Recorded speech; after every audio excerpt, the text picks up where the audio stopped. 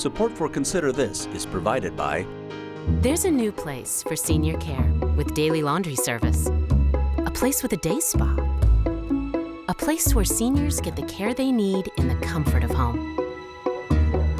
Home Instead Senior Care.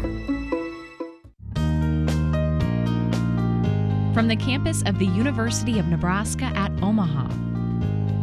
Consider This, a program of issues and information behind today's news.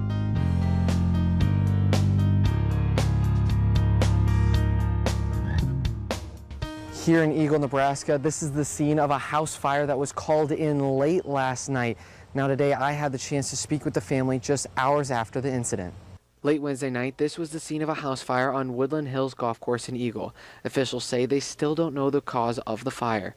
11 o'clock, my mom called me. We lived down the street and said the house was on fire.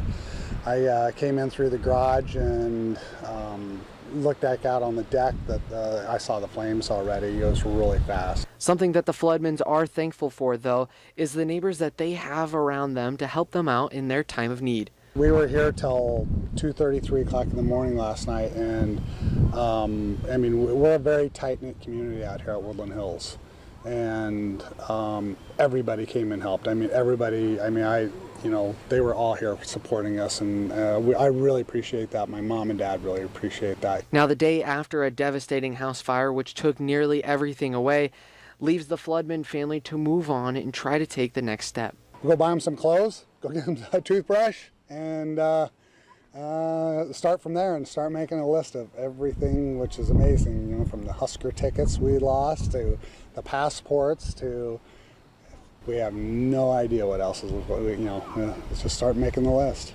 While you can see behind me, everything in the house is destroyed. The one thing that the family is thankful for is that everybody is okay.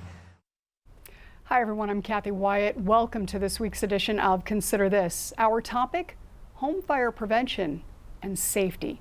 Here to talk more about it are Mike Francis, Disaster Program Manager for the American Red Cross, Omaha Council Bluffs Metro Chapter, and Liz Davenport. Liz is a volunteer.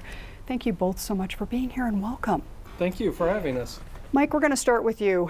Big picture, Red Cross, a large organization. Break it down for us in terms of regions, chapters, and so forth. Okay, our region is Kansas, Nebraska, and Southwest Iowa.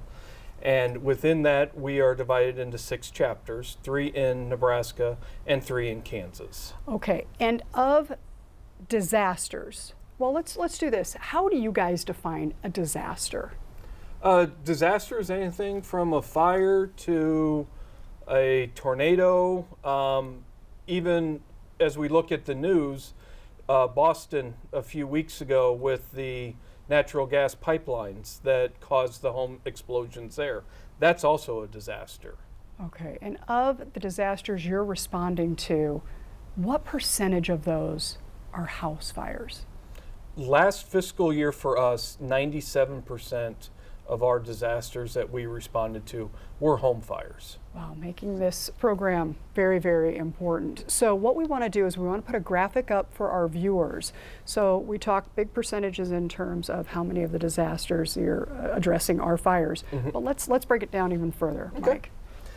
Nationally, 7 people die a day because of home fires.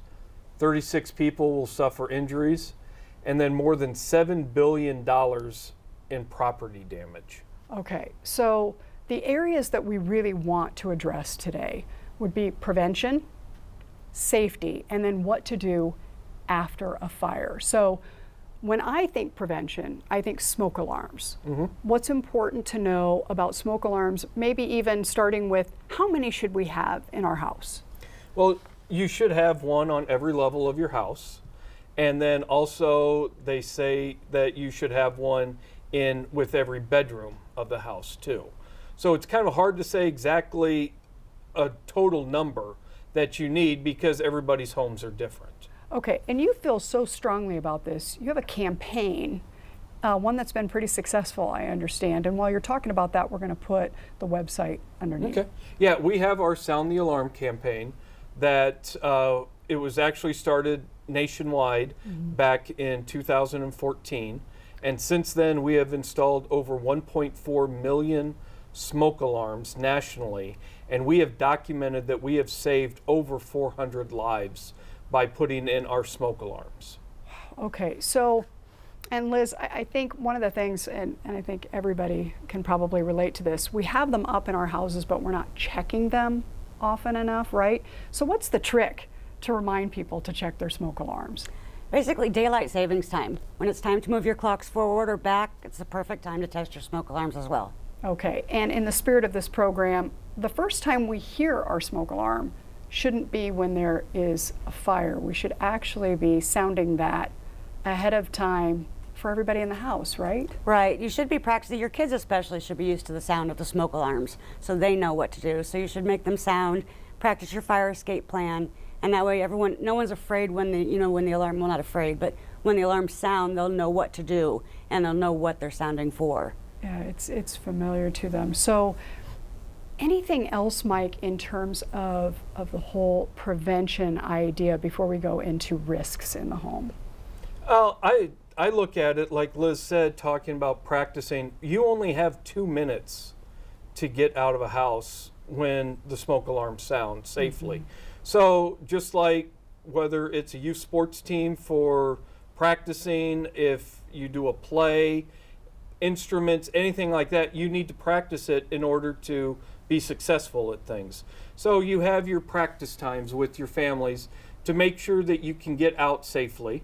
And you always want to make sure that you have a designated spot safely away from your house that everybody in the family or who's even in the house can congregate to make sure everybody got out alive. Okay, and that sounds great. I think sometimes what's difficult for people is knowing where to start. So it's like, okay, we got to put together this plan.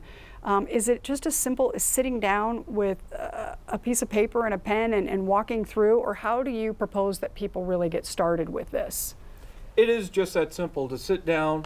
The Red Cross, we have whiteboards that we give to families when we come out and install our smoke alarms that is gridded out so you can do a diagram of your house. You want to make sure that you have 2 exit points for every room that you are in and making sure that everybody understands that. Okay, and that's sometimes easier said than done. So we want to be mindful of, first of all, our house, right? But then obviously who's in it, including pets. So we've established the plan, we've put it together, we bring our family into the room, and then what? You practice it. You can go up. All the smoke alarms, they have a test button. So you can have somebody go and hit the test button to make sure everybody understands and knows what the alarm is. And then you can practice, for lack of a better term, you can practice what you preach. Okay, pets. What's important to know when it comes to our pets? Pets are part of the family. And you want to get them out when you get out. Biggest thing to remember is don't go back for your pets. I know that kind of sounds bad, but don't go back for your pets. Make sure though when the fire department gets there, if your pets aren't out, you let them know that you have pets.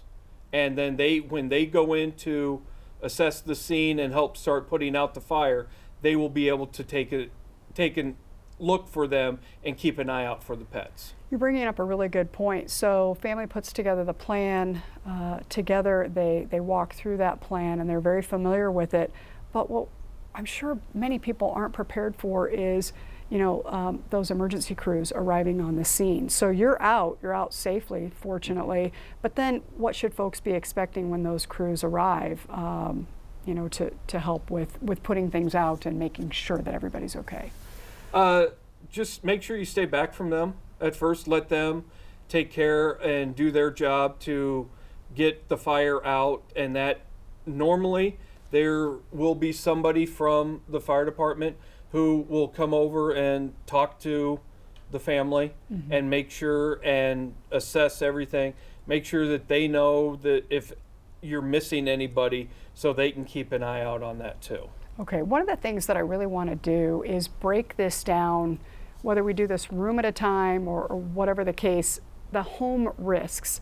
I think oftentimes we go about our day to day and we really don't think about the fact that something we've left on is a risk. And we just, we get into our routine. So let's talk about the risks in our home. And again, if you want to break it out room by room, that's fantastic. And maybe that's easiest if we start with the kitchen, Mike. What should people be thinking about?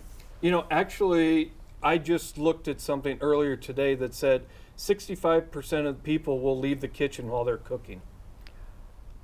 It was kind of shocking to me, and especially today, sitting down with this interview with you, it kind of hit home that, make sure you don't walk away from the stove while you're cooking items, and that because they can get burnt, if it's grease, can catch on fire, and that. Yeah, it's sure easy to become distracted, isn't it, when we get called to another room and then we forget sometimes that there's something that's actually going on.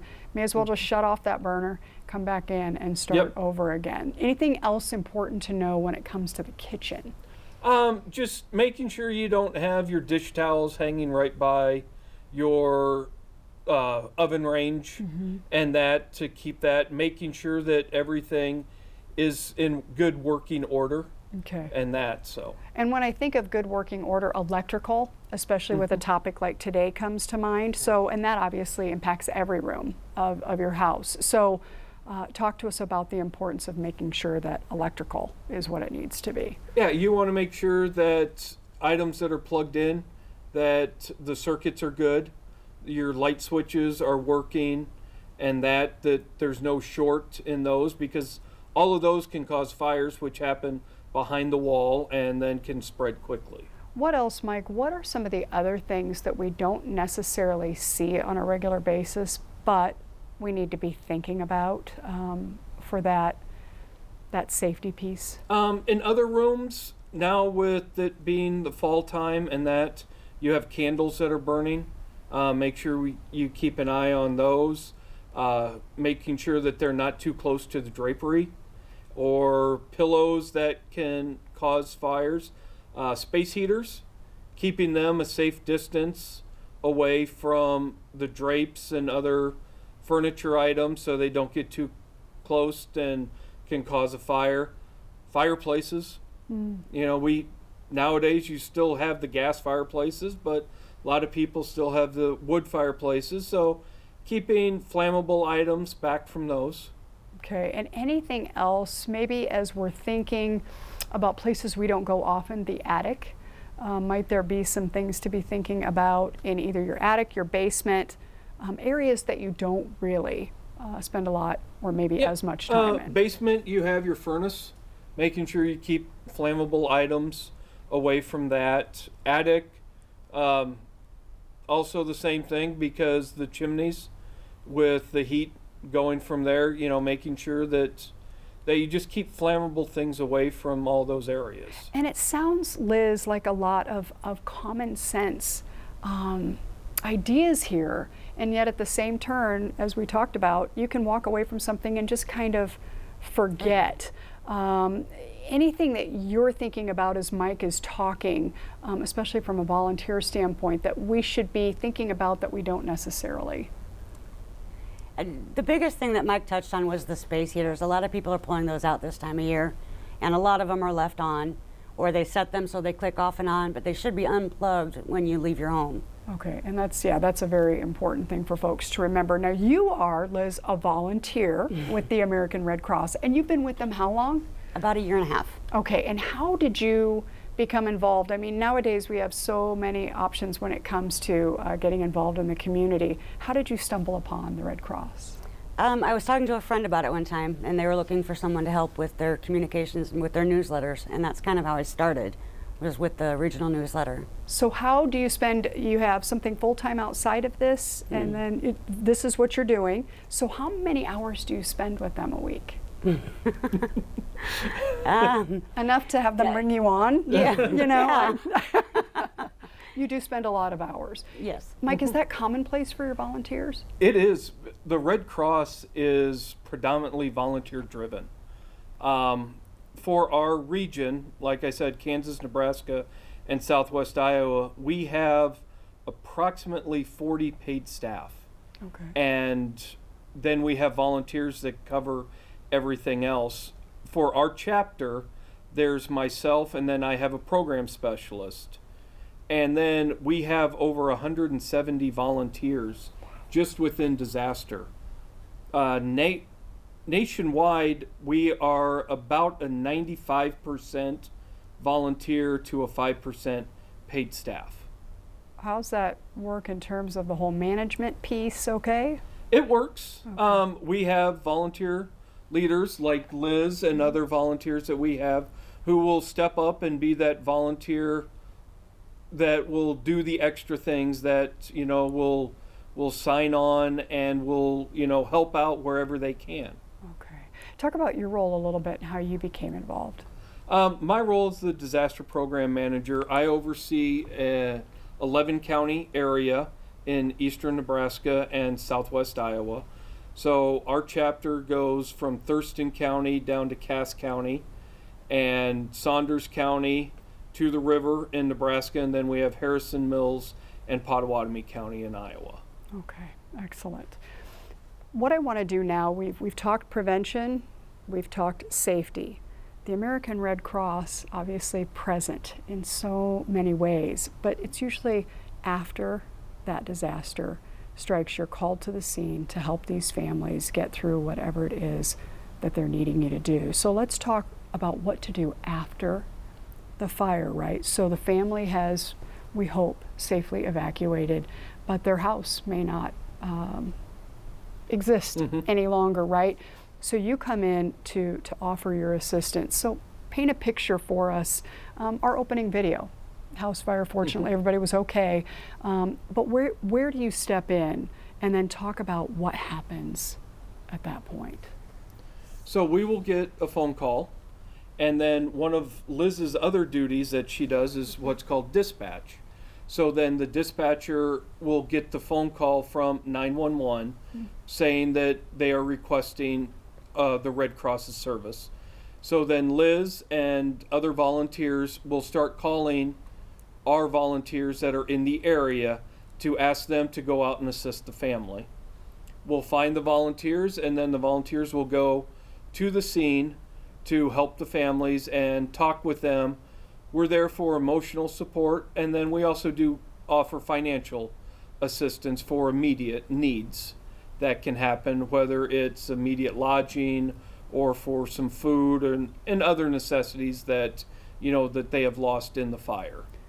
A lot of logistics involved with that, Liz, in terms of really being able to think on your feet in a situation that is less than ideal. So from your experiences with the American Red Cross in being a part of a situation like that, was there training involved for you to be able to go to these people when they are pretty vulnerable, pretty down, and talk about what the American Red Cross did to properly prepare you to help them move forward, right?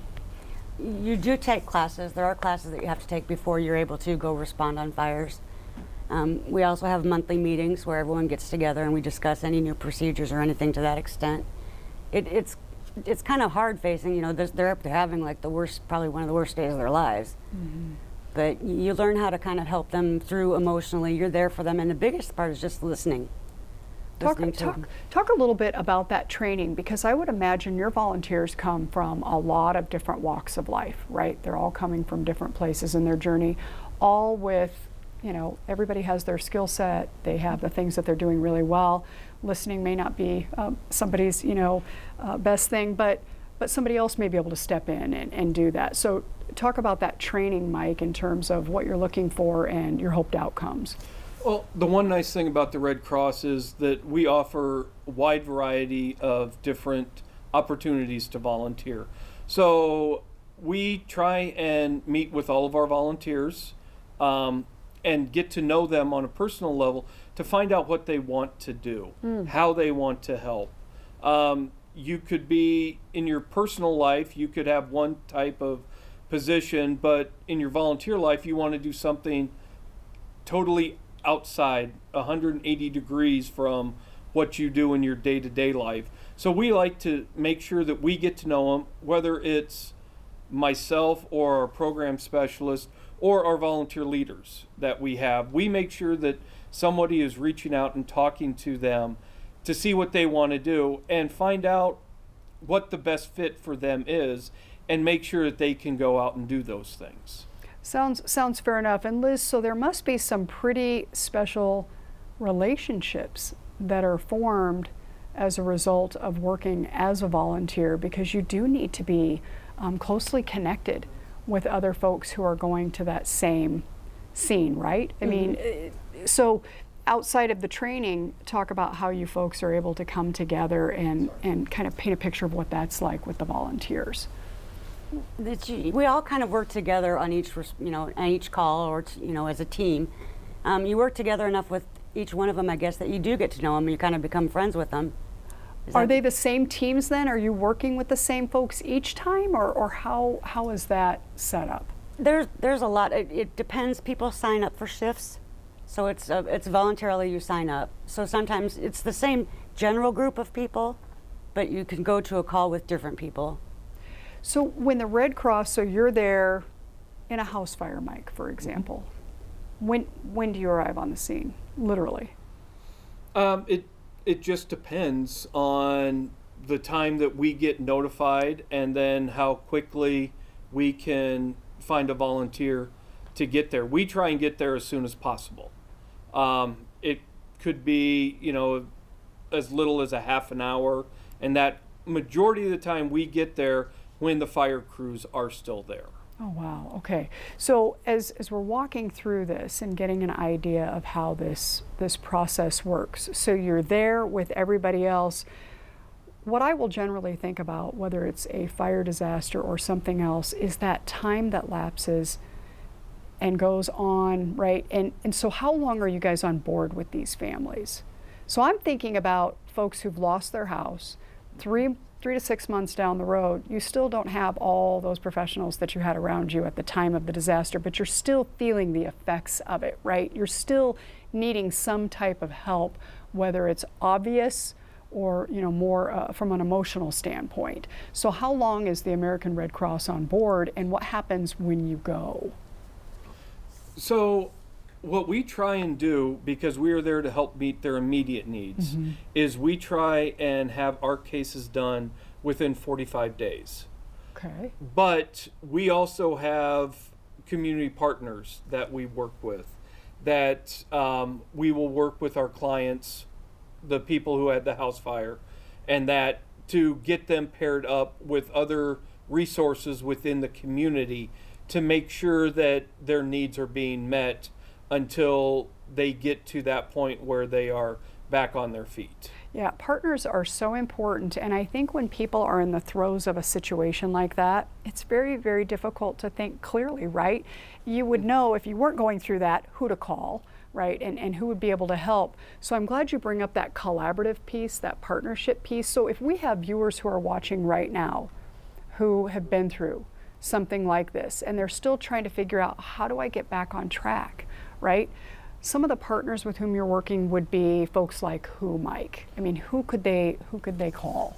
Well, here in the Omaha area, we have Salvation Army, Heartland Family Services, and different groups. It all depends. Each of our chapters have different groups that they work with. So if you are still having that, please feel free to call your local chapter, and then we might not be able to help you with some things, but we can still get you information for community partners. We can still get you those referrals. And Liz, I really want to hammer this point home, because I think oftentimes people get to a point where they finally find the courage or the time or both to pick up a phone and call somebody, and maybe that's not the right person, that's not the right organization, and maybe they were busy that day and they couldn't give them the advice that maybe they needed.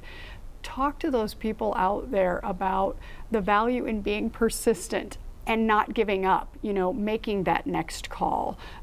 Just emotionally try to help folks out a little bit. What would you say, having been on the scene with some of these folks, that's important for all of us to remember? It does get better. That's the hardest part for them to, at that time, they're just thinking, oh my gosh, they've lost everything. But we kind of try and remind them it does get better. It will get easier. And we're there for them. We're not going to leave them, you know, without knowing what to do. We're going to make sure that they have the tools to move forward and move forward successfully. Yeah, that's huge for people to understand, especially those who are going through life-changing events. So today, talking about fire prevention and safety, we started with the preventative piece. Most important thing to remember about prevention is what, Mike? You have 2 minutes to get out of the house when the smoke alarm gets out. Okay, and then safety, what would you say is most important for that element? Especially nowadays with this time of the year, keep an eye out when you have your space heaters or you're using candles. Keep them away from furniture and clothing and that. And if you leave a room, turn everything off, unplug. Okay, 15 seconds after the fire, what's the most important thing to remember? It will get better, and there are people there that in the communities that are there to help you. Okay, thank you. We have a graphic that we want to put up for our viewers in case they're wanting more information on this particular program. We have an 800 number for those people who aren't on the computer, 800-733-2767, or you can go to redcross.org. Mike, Liz, thank you so much for sharing your time and expertise and telling us everything we need to know about staying safe. Best wishes to you. Thank you. And I want to thank the student crew who's working so hard behind the scenes, our viewers, of course, for watching. As we close, a look at Omaha's Old Market as seen through the lens of Mackenzie Parsons, a senior right here at UNO. We'll see you next week.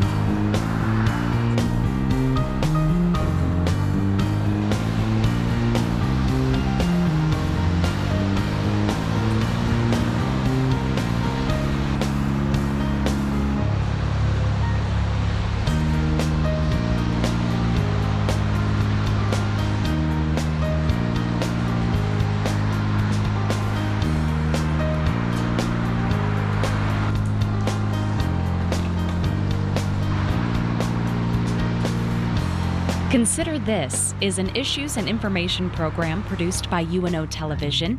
More information and program archives can be found at netnebraska.org/Consider This.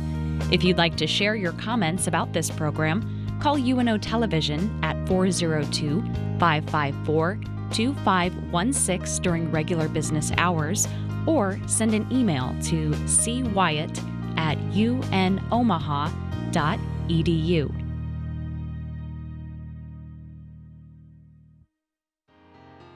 Support for Consider This is provided by There's a new place for senior care, a place with flexible meal plans and 24-hour room service. A place where seniors get the care they need in the comfort of home. Home Instead Senior Care.